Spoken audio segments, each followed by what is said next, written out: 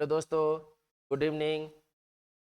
मैं रवि रंजन आप सभी का राज राजेश इंस्टीट्यूट में स्वागत करते हैं। आज हम लोग राज व्यवस्था के 15 महत्वपूर्ण सवालों का डिस्कशन करने जा रहे हैं, जो आपको बिहार एसएससी, बिहार दरोगा मेंस, बीपीएससी टीचर एवं तमाम एग्जाम में आपको लाभकारी होंगे। तो आइए आज हम लोग 15 महत्वपूर्ण सवालों का डिस्कशन करेंगे। तो आप लोग वीडियो में अंत तक देखेंगे और वीडियो को ज़्यादा से ज़्यादा शेयर करेंगे। तो आइए आज के पहले सवाल को देखते हैं। आज का पहला सवाल है, निम्नलिखित में से किसे भविष्य का प्रधानमंत्री कहा जाता है? देखेंगे आज का पहला सवाल है, निम्नलिखित में से किसे भविष्य का प्रधानमंत्री कहा जाता है? ऑप्शन है गृह मंत्री, पार्टी अध्यक्ष, विपक्ष के नेता और रक्षा मंत्री। तो आप लोग भी जल्दी से जल्दी कमेंट बॉक्स में आंसर देंगे, किसे भविष्य का प्रधानमंत्री कहा जाता है। तो देखेंगे इसका आंसर होगा विपक्ष के नेता। विपक्ष के नेता को भविष्य का प्रधानमंत्री कहा जाता है। देखेंगे आइबर जेनिंग्स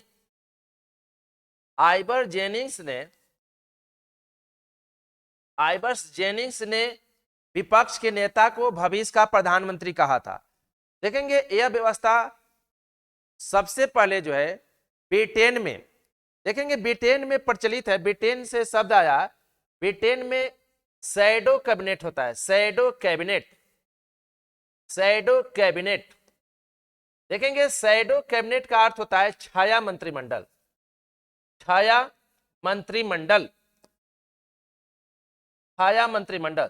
देखेंगे ब्रिटेन में विपक्षी सदस्यों के द्वारा मंत्रिमंडल के जो है उसके विरोध में भविष्य के लिए एक अपना मंत्रिमंडल तैयार किया जाता है, जो आने वाले समय में वैकल्पिक सरकार उपलब्ध करा सकता है। इसी को ध्यान में रखते हुए आइबर जेनिंग्स ने विपक्ष के नेता को जो है भविष्य का प्रधानमंत्री कहा था। आइए आज के दूसरे सवाल को देखते हैं। आज का दूसरा सवाल है, लोकसभा में अनुसूचित जनजाति के लिए आरक्षण को निम्नलिखित में से किस वर्ष तक बढ़ा दिया गया? देखेंगे लोकसभा में अनुसूचित जाति जनजाति के आरक्षण को किस वर्ष तक के लिए बढ़ा दिया गया है? ऑप्शन है 25 जनवरी 1925, 25 जनवरी 2026, 25 जनवरी 2030 और 25 जनवरी 2035। तो देखेंगे लोकसभा में अनुसूचित जाति जनजाति के लिए आरक्षण को 25 जनवरी 2030 तक बढ़ा दिया गया है। देखेंगे लोकसभा में अनुसूचित जाति जनजाति के लिए आरक्षण का प्रावधान किया गया है, जिसका वर्णन अनुच्छेद 330 में किया गया है। वर्तमान में लोकसभा में अनुसूचित जाति के लिए 84 सीट है और अनुसूचित जनजाति के लिए 47 सीट आरक्षित किया गया है। जो प्रारंभ में यह आरक्षण 10 वर्षों के लिए दिया गया था, जिससे विभिन्न संशोधन के माध्यम से इसे बढ़ाया जाता रहा। देखेंगे 2020 में 126वें संविधान संशोधन के माध्यम से लोकसभा में अनुसूचित जाति जनजाति के आरक्षण को पुनः 10 वर्षों के लिए बढ़ा दिया गया। अब यह आरक्षण जो है बढ़कर 25 जनवरी 2030 तक हो गया है। देखेंगे 126वें संविधान संशोधन 2020 के द्वारा सिर्फ लोकसभा में ही नहीं, सभी राज्यों के विधानसभा में भी अनुसूचित जाति जनजाति के आरक्षण को 10 वर्षों के लिए बढ़ा दिया गया। तो आइए आज के अगले सवाल को देखते हैं। देखेंगे आज का अगला सवाल है, निम्नलिखित में से कौन एक संवैधानिक संस्था है? निम्नलिखित में से कौन सा एक संवैधानिक संस्था है? ऑप्शन है नीति आयोग, राष्ट्रीय विकास परिषद, अंतर्राज्यीय परिषद, इनमें से कोई नहीं। तो आप लोग भी जल्दी से जल्दी बताएंगे कौन सा जो है संस्था जो है संवैधानिक संस्था है। तो देखेंगे आंसर हो जाएगा अंतर्राज्यीय परिषद, जिसे इंटर स्टेट काउंसिल कहा जाता है। देखेंगे इसका वर्णन जो है संविधान के आर्टिकल 263 में इसका वर्णन किया गया है। नीति आयोग जो एक गैर संवैधानिक संस्था है।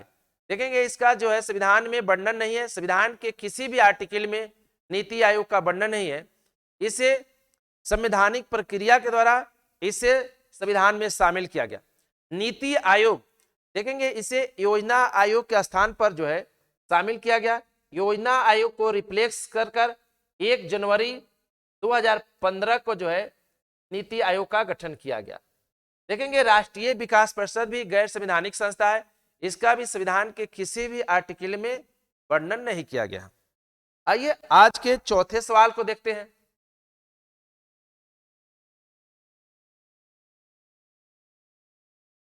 देखेंगे आज के चौथे सवाल को, भारत के राज्यों और उसके राज्य क्षेत्रों को निम्न में से किस अनुसूची में भी निर्दिष्ट किया गया है? संविधान के किस अनुसूची में जो है राज्य और उसके राज्य क्षेत्रों को संघ राज्य क्षेत्रों का वर्णन किया गया है? प्रथम अनुसूची, द्वितीय अनुसूची, तृतीय अनुसूची, छठी अनुसूची। तो देखेंगे इसका वर्णन जो है प्रथम अनुसूची में किया गया है। इसका वर्णन प्रथम अनुसूची है और प्रथम अनुसूची कहता है भारत राज्यों का संघ है। देखेंगे द्वितीय अनुसूची, देखेंगे द्वितीय अनुसूची में जो उच्च संवैधानिक पदों पर बैठे हुए लोग हैं, उच्च संवैधानिक पदों पर बैठे हुए लोगों के वेतन एवं भत्तों का वर्णन किया गया है। अनुसूची 2 में उच्च संवैधानिक पदों पर बैठे हुए लोगों के वेतन एवं भत्तों का वर्णन किया गया है, जो कि संघ के संचित निधि, जो संघ के संचित निधि एवं राज्य के संचित निधि से दिए जाते हैं। संघ के संचित निधि और राज्य के संचित निधि से दिए जाते हैं। देखेंगे संचित निधि जिसका वर्णन आर्टिकल 263 में 266 में संचित निधि का वर्णन किया गया है। देखेंगे संघ के संचित निधि, अगर संघ के संवैधानिक पदों पर जो लोग बैठे हैं जैसे राष्ट्रपति, उपराष्ट्रपति, प्रधानमंत्री, सर्वोच्च न्यायालय के मुख्य न्यायाधीश, इन लोगों को संघ के संचित निधि से, मुख्यमंत्री, राज्यपाल, राज्य के उच्च न्यायालय, महाधिवक्ता, इन लोगों को राज्य के संचित निधि से वेतन दिए जाते हैं। देखेंगे तृतीय अनुसूची, देखेंगे तृतीय अनुसूची में जो संवैधानिक पदों पर लोग जो बैठे हुए हैं उनके शपथ का प्रावधान किया गया, शपथ का वर्णन किया गया है। देखेंगे छठी अनुसूची, देखेंगे छठी अनुसूची में भारत के पूर्वोत्तर राज्य, 4 राज्य जिनके अनुसूचित जनजाति शेड्यूल्ड ट्राइब के प्रशासन का वर्णन है। देखेंगे छठी अनुसूची में अनुसूचित जनजाति के प्रशासन का वर्णन है। इसमें पूर्वोत्तर के 4 राज्यों का वर्णन है, ATMM। देखेंगे 4 राज्य है, असम, त्रिपुरा, मेघालय एवं मिजोरम।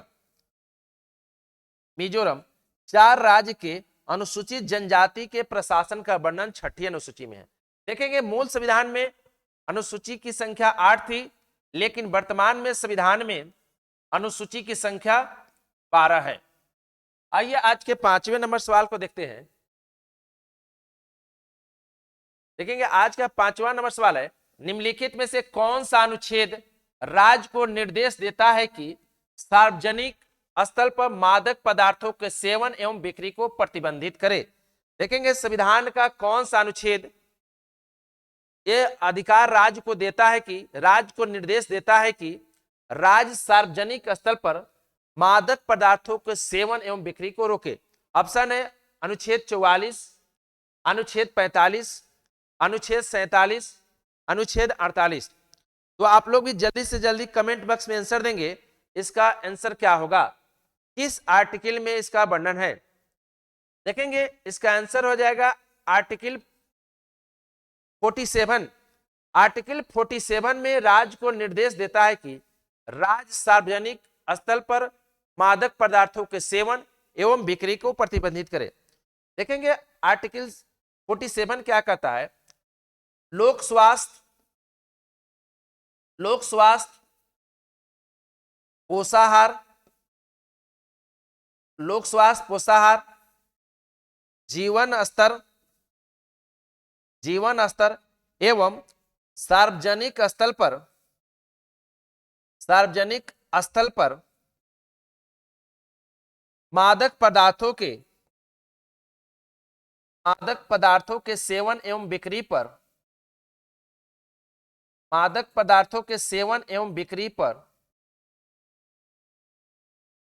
पर राज्य जो है प्रतिबंध लगाए। और देखेंगे इसी आर्टिकल को ध्यान में रखते हुए बिहार सरकार ने वर्ष 2016 में शराबबंदी कानून को लागू किया था। देखेंगे अनुच्छेद 44, देखेंगे अनुच्छेद 44 जो है अभी चर्चा में है। अनुच्छेद 44 में राज्य को निर्देश देता है कि राज्य अपने राज्यों में यूसीसी यूनिफॉर्म सिविल कोड को लागू करे, समान नागरिक संहिता को लागू करे। देखेंगे भारत में जो एकमात्र राज्य गोवा था जहां पर यूसीसी लागू था। अभी हाल ही में देश के पहला राज्य आजादी के बाद प्रथम राज्य उत्तराखंड बना जहां पर यूसीसी को लागू करने के लिए विधेयक को पारित किया गया है। देखेंगे आर्टिकल 45, देखेंगे आर्टिकल 45 में जो है प्रारंभिक बाल्य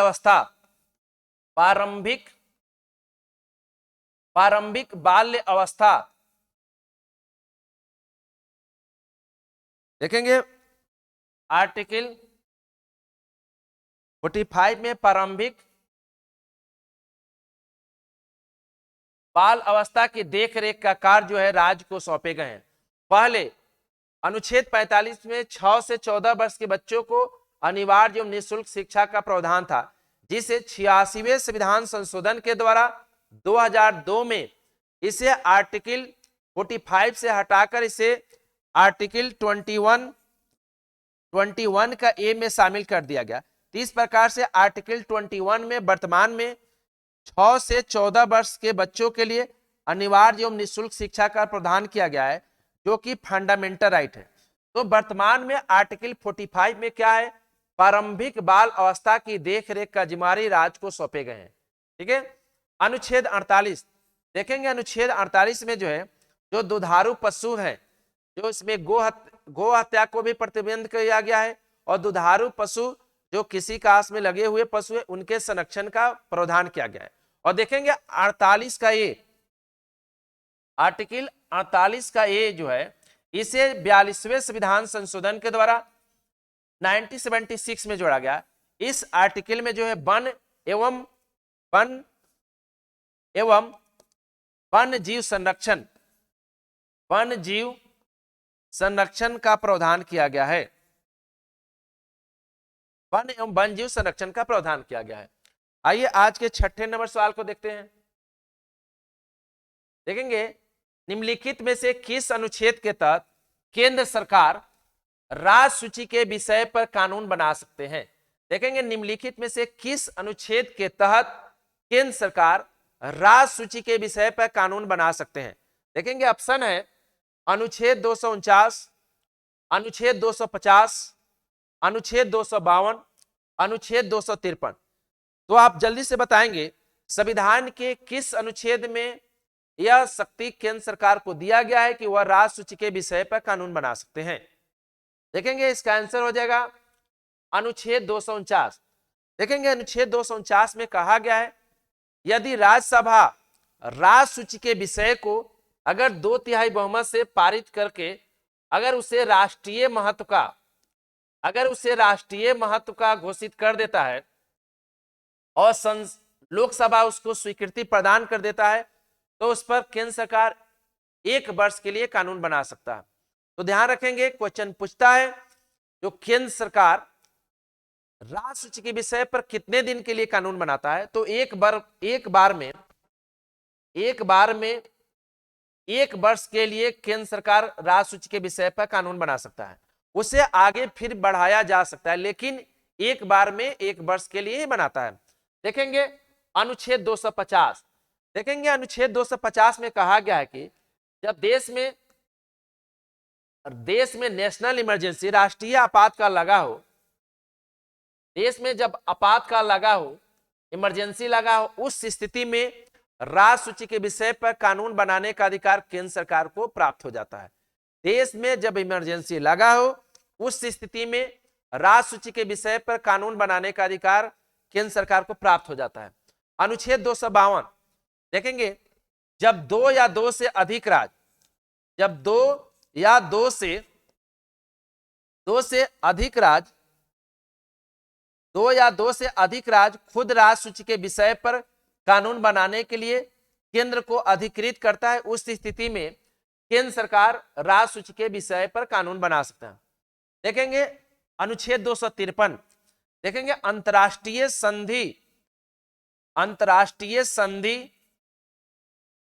संधि एवं समझौता को, अंतर्राष्ट्रीय संधि एवं समझौता को लागू करने के लिए केंद्र सरकार राज्य सूची के विषय पर कानून बना सकता है। अंतर्राष्ट्रीय संधि एवं समझौता को लागू करने के लिए केंद्र सरकार राज्य सूची के विषय पर कानून बना सकता है। आइए आज के अगले सवाल को देखते हैं।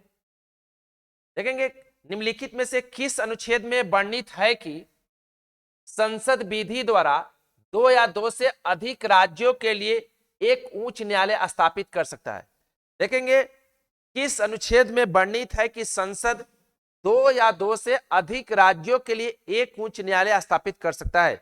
अनुच्छेद 249, अनुच्छेद 226, अनुच्छेद 216 और अनुच्छेद 231।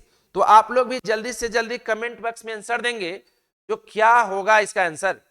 किस आर्टिकल में इसका प्रावधान है कि संसद दो या दो से अधिक राज्यों के लिए एक उच्च न्यायालय स्थापित कर सकता है? तो देखेंगे इसका आंसर होगा अनुच्छेद 231। अनुच्छेद 231 में कहा गया है कि संसद दो या दो से अधिक राज्यों के लिए एक ही उच्च न्यायालय स्थापित कर सकता है। और देखेंगे वर्तमान में देश में 25 उच्च न्यायालय है। आइए ऑप्शन को देखते हैं।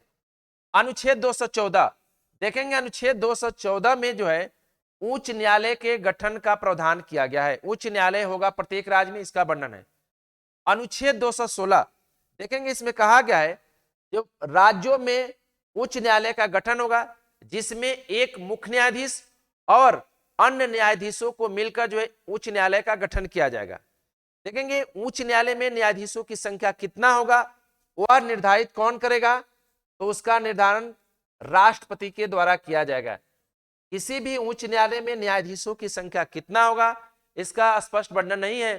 देखेंगे कहा गया है जो उच्च न्यायालय का गठन होगा जिसमें एक मुख्य न्यायाधीश होंगे तथा अन्य न्यायाधीश को मिलाकर उच्च न्यायालय का गठन होगा और आवश्यकता के अनुसार उसके न्यायाधीश की संख्या कितना होगा वो राष्ट्रपति के द्वारा निर्धारित किया जाएगा। देखेंगे सर्वोच्च न्यायालय में कितने न्यायाधीश होंगे इसका तय करने का अधिकार संसद को दिया गया है। सुप्रीम कोर्ट में न्यायाधीश कितने होंगे इसका तय करने का अधिकार संसद को दिया गया है। और वर्तमान में 33+1 यानी 34 जो है न्यायाधीश सर्वोच्च न्यायालय में है, एक मुख्य न्यायाधीश और 33 अन्य न्यायाधीश। लेकिन किसी भी उच्च न्यायालय में न्यायाधीश कितने होंगे इसका निर्धारण करने का अधिकार राष्ट्रपति को दिया गया है। अनुच्छेद 226, देखेंगे अनुच्छेद 226 में जो है इसी आर्टिकल के तहत जो है अगर नागरिकों के मूल अधिकार का उल्लंघन होता है साथ साथ अन्य अधिकार का उल्लंघन होता है तो आप उच्च न्यायालय में जा सकते हैं। और इस आर्टिकल के तहत ही उच्च न्यायालय रीट जारी करता है। नागरिकों के मौलिक अधिकार के संरक्षण के लिए हाई कोर्ट के द्वारा रीट याचिका दायर किया जाता है। 5 प्रकार के रीट जारी किया जाता है। आइए आज के 8वें नंबर सवाल को देखते हैं। निम्न में से कौन सी रीट अधीनस्थ न्यायालयों द्वारा अधिकरणों के विरुद्ध कार्रवाई को रोकने के लिए जारी किया जाता है? वह कौन सा रीट है? ऑप्शन है प्रतिषेध, उत्प्रेषण, अधिकार परीक्षा और परमादेश। तो देखेंगे इसका आंसर क्या होगा। आंसर हो जाएगा प्रतिषेध। देखेंगे प्रतिषेध कब जारी किया जाता है? जब कोई मामला न्यायालय में चल रहा होता है। देखेंगे सुप्रीम कोर्ट हाई कोर्ट को और हाई कोर्ट निचले अदालत को कब जारी करता है? जब कोई मामला न्यायालय में चल रहा हो उस पर न्यायालय के द्वारा अभी डिसीजन नहीं दिया गया हो और वह मामला उस न्यायालय के अधिकार क्षेत्र में नहीं आता है, तब जो है सर्वोच्च न्यायालय अपने अधीनस्थ न्यायालय को जारी करता है। प्रतिषेध यानी जब मामला जो चल रहा है उसे रोक दिया जाए और उसे अगले अदालत में उसे ट्रांसफर किया जाए। उत्प्रेषण, देखेंगे यह जो रीट जो है फैसला सुनाने के बाद, मामले पर निर्णय आने के बाद जारी किया जाता है। यह भी जो है सर्वोच्च न्यायालय उच्च न्यायालय के विरुद्ध, उच्च न्यायालय निचले अदालत के विरुद्ध जारी करता है। तब जब कोई न्यायालय जो उसके अधिकार क्षेत्र में नहीं आते उस मामले पर निर्णय दे देते हैं, तब जो है उत्प्रेषण जारी किया जाता है। देखेंगे इसे पोस्टमार्टम भी कहा जाता है, क्योंकि यह तब आता है जब मामला पर निर्णय आ चुका होता है। परमादेश, परमादेश जब हम आदेश देते हैं, जब कोई सरकारी और अर्ध सरकारी संस्था के कर्मचारी या अधिकारी के द्वारा या कार्यपालिका के सदस्य के द्वारा अपने कर्तव्यों का निर्वहन नहीं किया जाता है, तो न्यायालय के द्वारा, उच्च न्यायालय और सर्वोच्च न्यायालय के द्वारा परमादेश जारी किया जाता है। अधिकार परीक्षा, देखेंगे अधिकार परीक्षा इसका होता है किस प्राधिकार से, जब कोई सरकारी और अर्ध सरकारी कर्मचारी या पदाधिकारी जिस पद के लिए योग्यता नहीं रखते उस पद को जब धारण करते हैं तो उनके विरुद्ध जो है अधिकार परीक्षा जारी किया जाता है। देखेंगे रीट, रीट जो है सवाल पूछे जाते हैं रीट किस देश से लिया गया है, तो देखेंगे उच्च न्यायालय और सर्वोच्च न्यायालय के द्वारा जो रीट जारी किया जाता है यह ब्रिटेन से लिया गया है। और देखेंगे मौलिक अधिकार के उल्लंघन के मामले में अनुच्छेद 32 के तहत डायरेक्ट सुप्रीम कोर्ट में आप अपील कर सकते हैं, और मौलिक अधिकार के साथ साथ अन्य अधिकार के उल्लंघन के मामले में अनुच्छेद 226 के तहत आप उच्च न्यायालय में अपील दर्ज कर सकते हैं। आइए आज के अगले सवाल को देखते हैं। संविधान के किस अनुच्छेद में लोकसभा में अनुसूचित जाति एवं अनुसूचित जनजाति के लिए आरक्षण का प्रावधान किया गया है? देखेंगे संविधान के किस अनुच्छेद में अनुसूचित जाति और अनुसूचित जनजाति के लिए आरक्षण का प्रावधान किया गया है?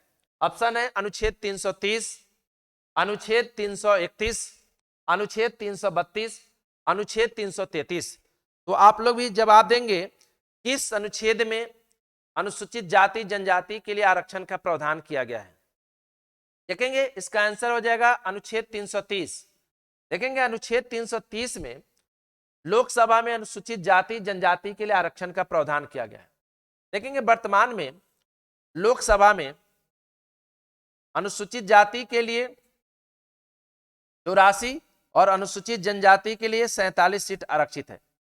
देखेंगे 330 लोकसभा में एंग्लो इंडियन जिसे आंग्ल भारतीय, एंग्लो इंडियन जिसे आंग्ल भारतीय कहा जाता है, उसके लिए आरक्षण का प्रावधान था। देखेंगे प्रावधान था, वर्तमान में नहीं है।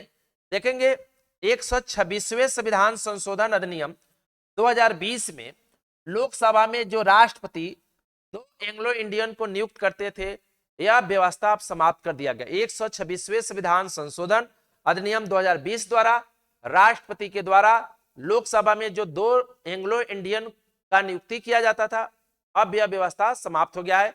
लेकिन इसके लिए प्रावधान जो है आर्टिकल 331 में था। देखेंगे अनुच्छेद 332 राज्य के विधानसभा में अनुसूचित जाति और अनुसूचित जनजाति के लिए आरक्षण का प्रावधान है। आप लोग जल्दी से बताएंगे, आप लोग बताएंगे बिहार विधानसभा में अनुसूचित जाति और अनुसूचित जनजाति के लिए कितने आरक्षण हैं। तो देखेंगे बिहार विधानसभा में टोटल 40 सीटें अनुसूचित जाति जनजाति के लिए आरक्षित है। इसमें शेड्यूल्ड ट्राइब के लिए, अनुसूचित जनजाति के लिए 2 और अनुसूचित जाति के लिए 38 सीट आरक्षित है।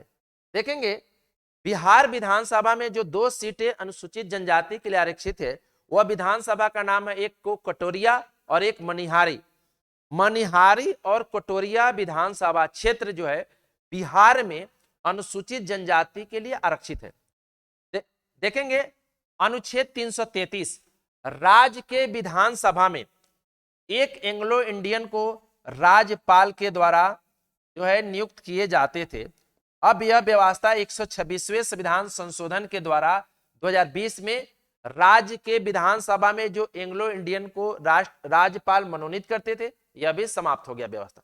देखेंगे हाल ही में 128वें संविधान संशोधन विधेयक अधिनियम 106, देखेंगे ध्यान से देखेंगे, अभी हाल ही में यानी 2023 में, सितंबर 2023 में 128वें संविधान संशोधन विधेयक अधिनियम बना 106वां।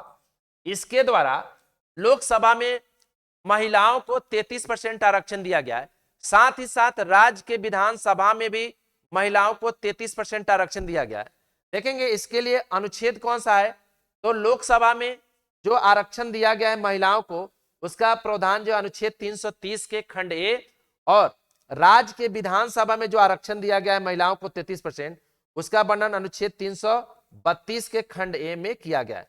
देखेंगे राज्य के विधानसभा हो या लोकसभा में जो महिलाओं को 33% आरक्षण दिया गया है, यह आरक्षण जो है वर्ष 2029 से लागू होगा, वर्ष 2029 से लागू होगा, और यह आरक्षण प्रारंभ में 15 वर्षों के लिए दिया गया है।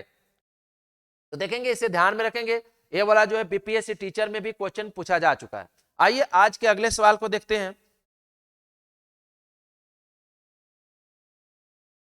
देखेंगे निम्नलिखित में से किस अधिनियम द्वारा केंद्र में द्विसदनात्मक व्यवस्थापिका की स्थापना की गई? किस अधिनियम के द्वारा केंद्र में द्विसदनीय व्यवस्थापिका की स्थापना की गई? ऑप्शन है 1909 का भारत शासन अधिनियम, 1919 का भारत सरकार अधिनियम, 1935 का भारत सरकार अधिनियम, और 1982। देखेंगे 1982 नहीं होगा, यहां पर जो होगा 1892 का भारत परिषद अधिनियम। तो देखेंगे इसका आंसर हो जाएगा 1919 का अधिनियम। देखेंगे 1919 के अधिनियम के द्वारा, 1919 के अधिनियम के द्वारा केंद्र में द्विसदनीय व्यवस्थापिका की स्थापना हुई। साथ ही साथ 1919 के अधिनियम के द्वारा ही प्रांतों में 1919 के अधिनियम, जिसे मोंटेगू चेम्सफोर्ड सुधार के नाम से जाना जाता है, 1919 के अधिनियम के द्वारा प्रांतों में द्वैध शासन की शुरुआत हुई, द्वैध शासन की शुरुआत हुई। देखेंगे 1919 के अधिनियम के द्वारा ही, 1919 के अधिनियम के द्वारा ही केंद्रीय जो है लोक सेवा आयोग के गठन का प्रावधान किया गया, और ली कमीशन के अनुशंसा पर 1926 ईस्वी में केंद्रीय ली कमीशन के अनुशंसा पर केंद्रीय लोक सेवा आयोग का गठन हुआ। देखेंगे 1919 के अधिनियम के द्वारा ही महिलाओं को मत देने का अधिकार प्राप्त हुआ, जो 1926 से महिलाओं को मत देने का अधिकार प्राप्त हुआ। देखेंगे 1919 के अधिनियम के द्वारा ही जो है सरकार के अकाउंट का जांच करने के लिए, उसके अध्ययन करने के लिए लोक लेखा समिति के गठन का प्रावधान किया गया, जिसका गठन 1921 ईस्वी में पीएसी पब्लिक अकाउंट कमेटी, जिसे लोक लेखा समिति के नाम से जाना जाता है, 1919 के अधिनियम के द्वारा ही 1921 में इसका गठन हुआ। देखेंगे 1909 का अधिनियम, जिसे मार्ले मिंटो सुधार के नाम से जानते हैं।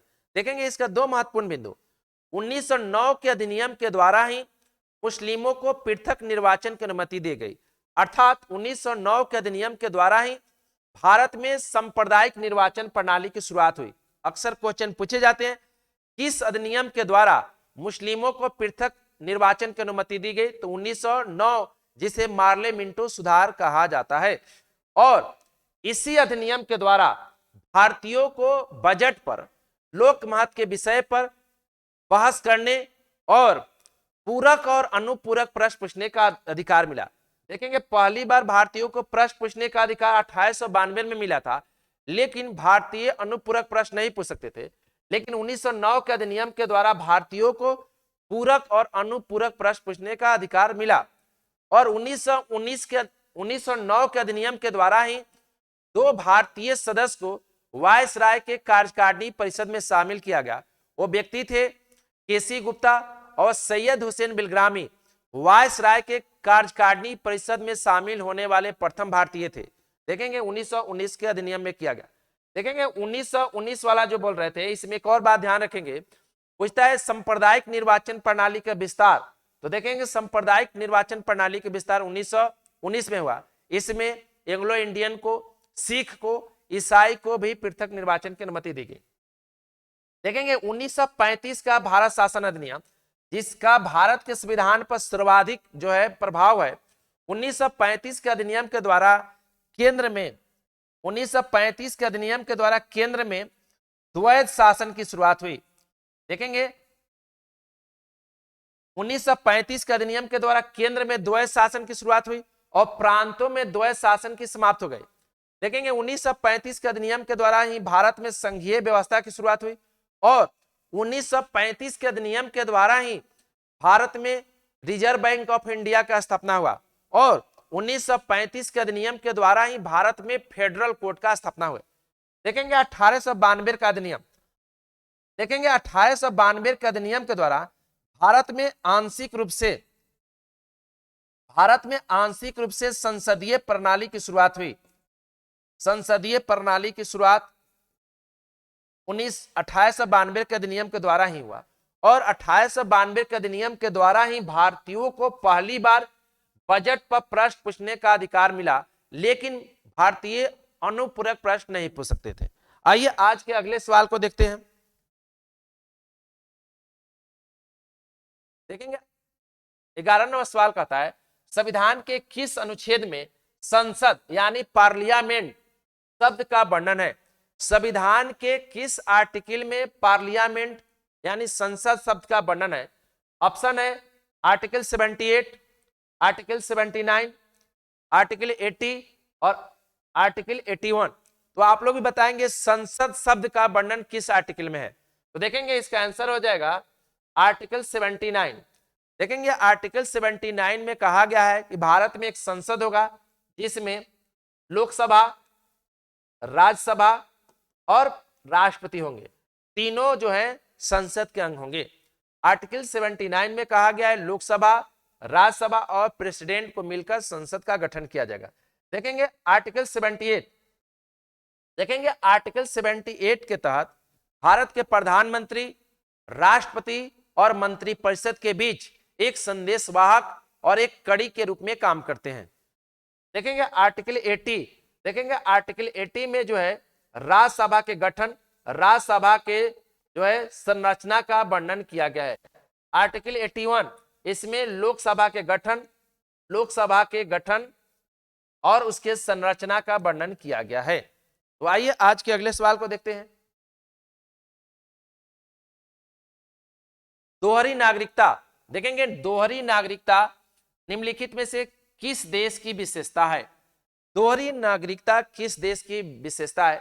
संघीय सरकार, अध्यक्षीय सरकार, एकात्मक सरकार, संसदीय सरकार। देखेंगे भारत में सिंगल सिटीजनशिप है, भारत में एकल नागरिकता है, लेकिन यहां क्वेश्चन पूछ रहा है दोहरी नागरिकता कैसी जो है किस देश की विशेषता है? तो देखेंगे संघीय सरकार, फेडरल गवर्नमेंट। देखा गया है कि पूरे वर्ल्ड में जहां जहां फेडरल व्यवस्था है वहां वहां जो है दोहरी जो है नागरिकता है। संघात्मक या संघीय, देखेंगे संघीय गवर्नमेंट का मतलब होता है, इसको इंग्लिश में बताया फेडरल गवर्नमेंट। फेडरल गवर्नमेंट का मतलब होता है दो स्तर की सरकार, या इसको डिस्ट्रीब्यूशन ऑफ पावर भी बोल सकते हैं। जैसे संघ स्तर पर केंद्र सरकार, संघ स्तर पर संघ सरकार और राज्य स्तर पर राज्य सरकार। देखेंगे भारत के संविधान का नेचर भले फेडरल है, भारत के संविधान में फेडरल शब्द का वर्णन नहीं है, भारत के संविधान में जो है यूनियन का वर्णन है। तो भारत के संविधान का नेचर भले फेडरल हो, लेकिन भारत के संविधान में यूनियन का वर्णन है और भारत के संविधान निर्माताओं ने ब्रिटेन के संविधान से प्रभावित होकर भारत में एकल नागरिकता को अपनाया है।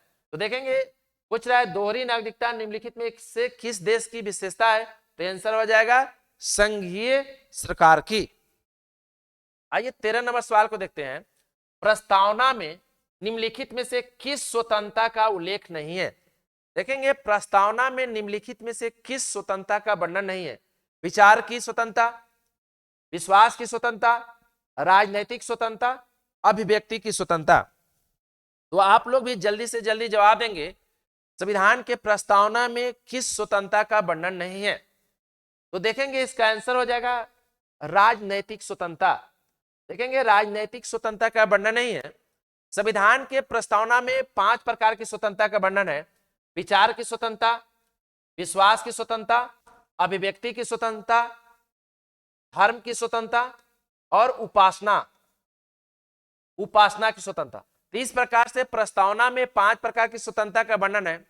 विचार की, अभिव्यक्ति की, विश्वास की, धर्म की और उपासना की, 5 प्रकार की स्वतंत्रता का वर्णन है। और संविधान के प्रस्तावना में 3 प्रकार के न्याय का वर्णन है। देखेंगे कौन कौन? सामाजिक न्याय, सोशल जस्टिस, देखेंगे सामाजिक न्याय, आर्थिक न्याय, इकोनॉमिकल जस्टिस और राजनीतिक न्याय।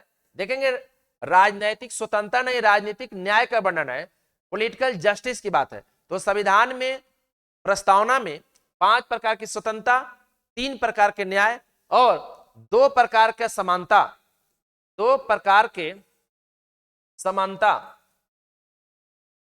देखेंगे वो कौन कौन सा है? तो अवसर की और प्रतिष्ठा। तो ध्यान रखेंगे, फिर से ध्यान देंगे, संविधान के प्रस्तावना में 5 प्रकार की स्वतंत्रता, वो 5 प्रकार की स्वतंत्रता कौन कौन है? विचार की, विश्वास की, अभिव्यक्ति की, धर्म की और उपासना की, 5 प्रकार की स्वतंत्रता, 3 प्रकार के न्याय, सामाजिक न्याय, आर्थिक न्याय और राजनीतिक न्याय, और 2 प्रकार के समानता, अवसर की समानता और प्रतिष्ठा की समानता। तो इस तरह से जो है आपका क्लियर हो गया होगा। आइए आज के अगले सवाल को देखते हैं। धार्मिक अभिवृद्धि हेतु कर से मुक्ति का वर्णन किस अनुच्छेद में है? धार्मिक अभिवृद्धि हेतु कर से मुक्ति का वर्णन किस आर्टिकल में है? Article 25, article 26, article 27, article 28। आप लोग भी देंगे जवाब, इसका आंसर क्या होगा? तो देखेंगे आंसर हो जाएगा आर्टिकल 27। आर्टिकल 27 में कहा गया है कि राज्य किसी एक धर्म को बढ़ावा देने के लिए किसी दूसरे धर्म पर जो है टैक्स नहीं लगाएगा। आंसर होगा 27। अनुच्छेद 25 में जो है अंतःकरण की स्वतंत्रता का वर्णन है, यानी आप किसी भी धर्म को मानते हैं, किसी भी धर्म को मान सकते हैं, जिस धर्म को मानते हैं उसका प्रचार प्रसार कर सकते हैं। ठीक है, आप अपने भगवान से, आप अपने अल्लाह से जो है कनेक्शन बना सकते हैं। अंतःकरण की स्वतंत्रता का वर्णन है। देखेंगे अनुच्छेद 26 में कहा गया है जब किसी धर्म को मानते हैं तो उसके लिए धार्मिक प्रबंधन की बात कहा गया है। इसके तहत जो है कहा गया है कि आप चल और अचल संपत्ति इकट्ठा कर सकते हैं, लेकिन इसमें कहा गया है कि जो आप धर्म के नाम पर जो है चल और अचल संपत्ति इकट्ठा करते हैं, लेकिन उस संपत्ति का प्रयोग गैर धार्मिक कार्यों में नहीं होगा। अगर उस संपत्ति का प्रयोग गैर धार्मिक कार्यों में हो रहा है तो आपको प्रतिबंधित किया जा सकता है। देखेंगे अनुच्छेद 28 में कहा गया है कि सरकार के वित्त पोषित शिक्षण संस्थानों में धार्मिक शिक्षा नहीं दिया जाएगा। तो आइए आज के अंतिम सवाल को देखते हैं। आज का अंतिम सवाल है, नगरीय प्रशासन को 12वीं अनुसूची में दिए गए 18 विषय का वर्णन किस अनुच्छेद में है? देखेंगे भारत में जो है पंचायती राज व्यवस्था हो, यानी लोकल सेल्फ गवर्नमेंट हो, या नगर प्रशासन हो, तो नगर प्रशासन को 18 विषय दिए गए हैं और स्थानीय स्वशासन को, पंचायती राज को 29 विषय सौंपे गए। तो उसका वर्णन किस आर्टिकल में है, उसका जो है आप लोग बताएंगे। ऑप्शन है अनुच्छेद 243 का जी, अनुच्छेद 243 का डब्ल्यू, अनुच्छेद 243 का आई, अनुच्छेद 243 का के। तो देखेंगे आंसर हो जाएगा अनुच्छेद 243 के डब्ल्यू में नगर प्रशासन को 18 विषय सौंपे गए हैं। देखेंगे 12वीं अनुसूची को 74वें संविधान संशोधन के द्वारा 1992 में 1992 में इसको जोड़ा गया 12वीं अनुसूची में, और इसमें जो है नगर प्रशासन को 18 विषय सौंपे गए, जिसका वर्णन अनुच्छेद 243 के डब्ल्यू में देखेंगे। अनुच्छेद 243 का जी, इसमें पंचायती राज व्यवस्था को, पंचायती राज संस्था को 29 विषय सौंपे गए हैं जिस पर वह कानून बना सकता है। देखेंगे अनुच्छेद 243 का आई, इसमें राज्य वित्त आयोग का वर्णन किया गया है। राज्य वित्त आयोग जिसका गठन राज्यपाल प्रत्येक 5 वर्ष पर करेंगे, और जो राज्य और पंचायत के बीच जो टैक्स का विभाजन कैसे होगा वो राज्य वित्त आयोग के द्वारा किया जाएगा। देखेंगे अनुच्छेद 243 के देखेंगे अनुच्छेद 243 के में राज्य निर्वाचन आयोग का वर्णन किया गया है। तो क्लियर हो गया। तो देखेंगे आज के जो है सेशन में हम लोग 15 महत्वपूर्ण सवालों का डिस्कशन किए, फिर अगले क्लास में फिर जो है महत्वपूर्ण सवाल को लेकर हम आएंगे। तो आज के लिए इतना ही, धन्यवाद।